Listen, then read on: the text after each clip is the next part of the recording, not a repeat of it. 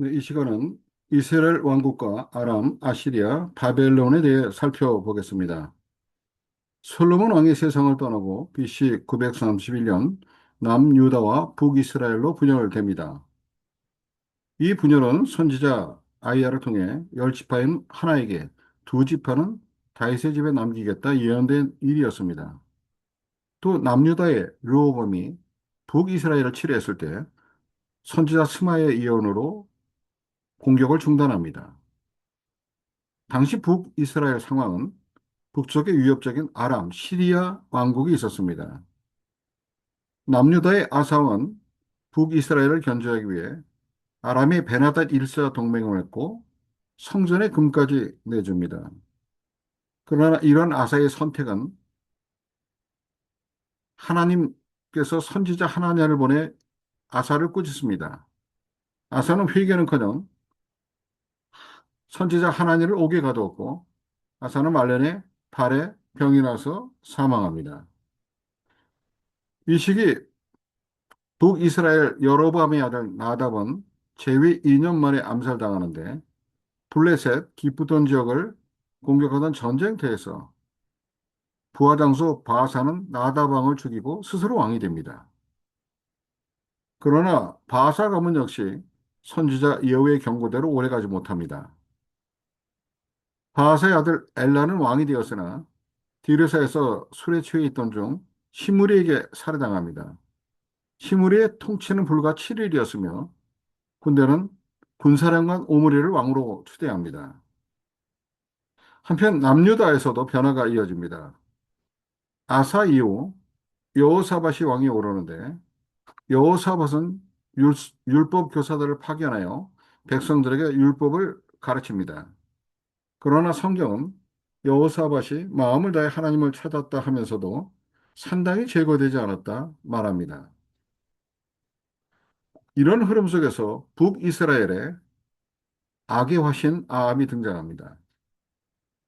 아합은 오므리의 아들로 바알을 섬기는 시돈 공주 이세벨과 결혼하여 노골적인 우상 숭배를 합니다. 아합 당시 선지자는 엘리야로 가뭄 선언, 갈멜선 사건을 통해서 하나님을 드러냅니다. 아합 당시 아람은 요단 동편과 갈릴리 일대까지 영향력을 넓히려 했습니다.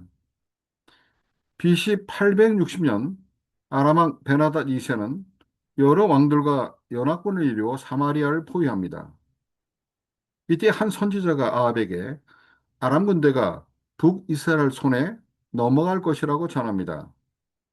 실제 전투에서 북이스라엘은 수적으로 열세였으나 아람군을 격파합니다.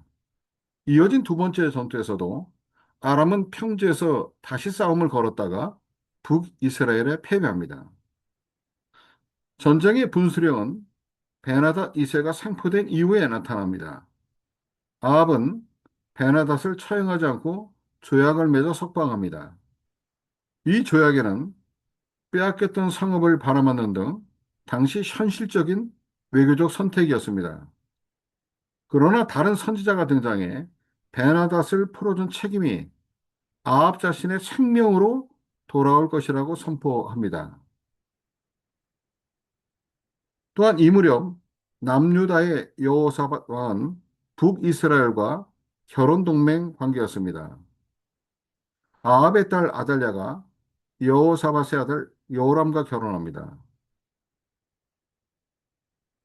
아람과 전쟁을 앞두고 여호사밧이 하나님의 뜻을 묻고자 아합에게 제안하자 선지자 미가야가 등장합니다.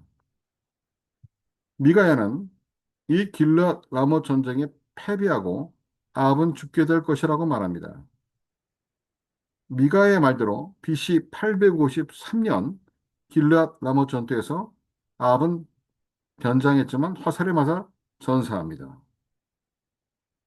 아합 사후 그의 아들 아이샤가 낙상사고 후유증으로 약 2년간 통치하다 사망하여 아합의 또 다른 아들 여호람이 BC 852년 왕이 됩니다.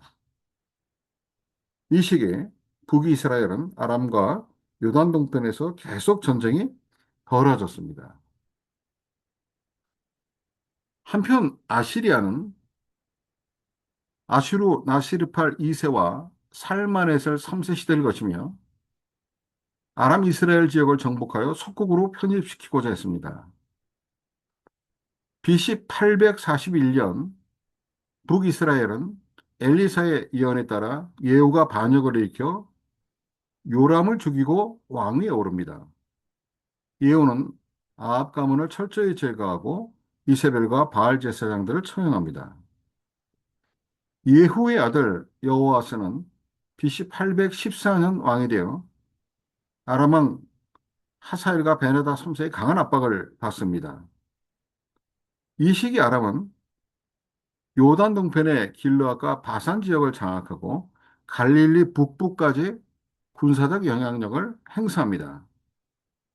이는 아시리아가 내전과 반란으로 주춤할 때 아람이 이 지역의 패권을 회복했기 때문입니다. 이후 여호아스의 아들 요아스가 BC 798년 왕이 되면서 엘리사의 예언대로 아람을 상대로 제한적인 영토 회복이 이루어집니다. 북이스라엘은 BC 793년 즉위한 여로보암 2세 때 전성기를 맞이합니다. 그러나 이 번영은 아시리아 아다드 니나리 3세가 아람 베나다 3세에 치명적인 타격을 줘서 아람이 주춤했고 아시리아도 왕위 찬탈과 정복지 반란으로 내부 수습에 급급했기 때문입니다. 바로 이때 아모스와 호세아가 등장해 외형적인 번영 뒤에 숨은 사회적 불의와 종교적 타락을 강하게 고발합니다. BC 753년 여로보암 2세의 아들 스가랴가 즉위했지만 6개월 만에 살룸에게 암살당합니다. 살룸도 한 달 만에 문하임에게 제거됩니다. 이 혼란스러운 시기에 아시리아는 BC 745년에 디글랏 빌레셋 3세라는 유능한 정복자가 등장합니다.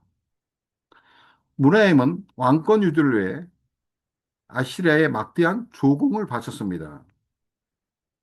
문하임의 뒤를 이은 아들 부가히야는 재위 2년 만인 BC 740년에 부하 베가에게 살해당합니다. 베가는 아람과 손잡고 반아시리아 정책을 펴자 디글라필레셋 3세의 대대적인 침공으로 영토의 상당 부분을 잃고 백성들이 이주당하는 고통 속에서 베가는 BC 732년 호세아의 반역으로 제거됩니다. 마지막 왕 호세아는 처음에는 아수르의 조공을 받았으나 이집트와 손잡고 독립을 시도하려다 아수르 왕 살마네셀 5세 분노를 샀고 결국 3년간의 포위 끝에 BC 722년 사르곤 2세에 의해 멸망합니다. 남유다 역시 이 국제 정세와 맞물려 전개됩니다. 여호사밧의 아들 여호람은 BC 848년 왕위에 오르며 아합의 딸 아달랴와 결혼했고 형제들을 제거하며 왕권을 강화했습니다. 비를 이은 아하시아는 BC 841년 예후에 반역돼 북이스라엘 여호람과 함께 죽습니다. 이 남유다의 공백을 틈타 아하시아의 어머니 아달랴가 왕위를 찬탈하지만 BC 835년 제사장 여호야다의 주도로 쿠데타가 일어나서 아달랴는 제거되고 어린 요아스가 왕이 됩니다. 요아스 이후 아마샤와 우시아는 남유다의 정치적 안정과 경제적 성장을 이끕니다. 우시아와 요담을 거쳐 BC 735년 즉위한 아하스는 북이스라엘과 아람이 연합하여 남유다를 위협하자 아하스는 아시리아 왕 디글라필레셀 3세에게 군사 지원을 요청합니다. 아하스의 요청에 응답한 아시리아는 BC 732년 아람을 멸망시키고 BC 722년 북이스라엘을 멸망시킵니다. 이러한 흐름 속에서 남유다 히스기야가 단독 통치하는 BC 715년에도 아시리아는 이미 근동의 패권국이었습니다. 히스기야는 종교개혁을 시행하고 외교적으로는 아시리아의 막대한 조공을 끊으려고 아시리아의 지배에서 벗어나려고 애를 썼습니다. 이 과정에서 이사야 선지자는 여러 번 애굽을 의지하지 말 것을 경고했습니다. BC 701년 아시리아 사네립은 유다를 침공해 여러 주요 성읍들을 함락시킨 뒤 예루살렘을 포위했습니다. 당시 유다 히스기야 왕은 하나님께 간절히 기도했고 성경은 그날 밤 여호와의 사자가 나타나 아시리아 군사 18만 5천 명을 치셨다고 기록합니다. 결국 사네립은 함락을 포기하고 본국인 니느웨로 철수했으며 예루살렘은 기적적으로 보존되었습니다. 히스기야 이후 BC 697년 즉위한 므낫세는 아시리아에 충성하며 조공을 바쳤습니다. 이 시기 아시리아는 에살라돈과 아수르 바니팔 치하에서 제국의 최대 영역을 형성했습니다. 그러나 기원전 7세기 중반 이후 아시리아의 국력이 약화되고 메대와 신바벨론 세력이 부상합니다. 이러한 정세 속에서 BC 640년 즉위한 요시아는 종교개혁을 단행하였고 성전에서 율법책을 발간합니다. 국제질서 변화는 계속되었습니다. BC 612년 메대와 바벨론 연합군이 아시리아 니누에를 함락시키며 패권은 바벨론으로 넘어갑니다. BC 609년 요시아는 애굽왕 느고를 저지하기 위해 무기도에서 전투를 벌이다가 전사합니다. 이후 남유다는 급속히 흔들리기 시작합니다. 여호아스는 즉위 3개월 만에 폐위되었고 요아김이 애굽의 지원을 받아 왕위에 올랐습니다. 그러나 BC 605년 갈그미스 전투에서 바벨론 느부갓네살이 애굽을 격파하며 패권을 장악하였고 같은 해 남유다는 바벨론의 영향권에 편입되었습니다. 이때 다니엘을 포함한 일부 귀족과 청년들이 1차로 바벨론에 끌려갑니다. 여호야김 사후 BC 597년 여호야긴이 즉위하였으나 곧 항복하면서 2차 포로가 발생하였고 에스겔 역시 이때 바벨론으로 끌려갑니다. 느부갓네살은 시드기야를 왕으로 세웠으나 시드기야는 다시 애굽과 연대를 시도하였고 결국 BC 586년 바벨론은 예루살렘을 함락시켰고 시드기야는 포로로 끌려갔습니다. 다윗 왕조는 역사 속에서 막을 내립니다.